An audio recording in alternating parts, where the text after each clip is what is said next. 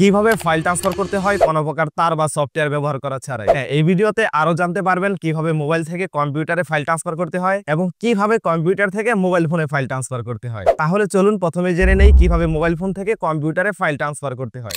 এর জন্য আপনাদের প্রথমেই লাগবে এই সফটওয়্যারটা, যেটা আপনার রিসিভ করা ডিভাইসে প্রথমে ওপেন করবেন। সেখানে এইরকম কিউআর কোড দেখতে পারবেন। তারপর যেই ডিভাইস থেকে আপনি ফাইল সেন্ড করতে চাচ্ছেন সেই ডিভাইসে আপনি শেয়ার ইট ওপেন করবেন। তারপর উপরে প্লাস আইকনে ক্লিক করে আপনি কিউআর কোডটাকে স্ক্যান করে কানেক্ট করে নেবেন। তারপর এক ডিভাইস থেকে আরেক ডিভাইসে খুব সুন্দরভাবেই ফাইল ট্রান্সফার করতে পারবেন। এরপর আরো একটি মাধ্যমে আপনি ফাইল ট্রান্সফার করতে পারেন। এর জন্য আপনার লাগবে একটি পেন ড্রাইভ এবং একটি ওটিজি, যেটাকে ওটিজি এবং পেন ড্রাইভে কানেক্ট করে তারপর মোবাইলের সাথে আবারও কানেক্ট করতে হবে। তারপর মোবাইলের ফাইলটাকে কপি করে পেন ড্রাইভে নিয়ে আসতে হবে। তারপর পেন ড্রাইভটাকে কম্পিউটারে কানেক্ট করতে হবে। তারপর পেন ড্রাইভ থেকে ফাইল কপি করে কম্পিউটারে নিতে হবে। আর এইভাবেই আপনি খুব সহজে মোবাইল থেকে কম্পিউটারে ফাইল ট্রান্সফার করতে পারবেন। এরপর হচ্ছে কিভাবে কম্পিউটার থেকে মোবাইল ফোনে ফাইল ট্রান্সফার করা যায়। এর জন্য আপনারা যে দুইটা সিস্টেম আগে দেখলেন ওই দুইটা সিস্টেমই ব্যবহার করতে পারেন। এতে করে আপনারা খুব সহজে ফাইল ট্রান্সফার করতে পারবেন। এখন হচ্ছে সবথেকে বড় চমক, কিভাবে কোনো প্রকার তার বা সফটওয়্যার ব্যবহার করা ছাড়াই ফাইল ট্রান্সফার করা যায়। এর জন্য আপনাকে গুগলে গিয়ে এইটা লিখে সার্চ করতে হবে। তারপর এই ওয়েবসাইটে আসার পর এইখানে ক্লিক করে আপনার সেই ফাইলটাকে আপলোড করে দিতে হবে। ফাইলটা আপলোড করা হয়ে গেলে একটা লিংক জেনারেট হবে। সেই লিংকটা আপনি কপি করে যাকে আপনি ফাইল সেন্ড করতে চান তাকে আপনি হোয়াটসঅ্যাপ বা মেসেঞ্জারের মাধ্যমে সেই লিংকটাকে সেন্ড করে দিবেন। আর সে সেই লিংকে ক্লিক করে 21 দিনের মধ্যে যে কোনো সময় সেই ফাইলটা ডাউনলোড করে নিতে পারবে।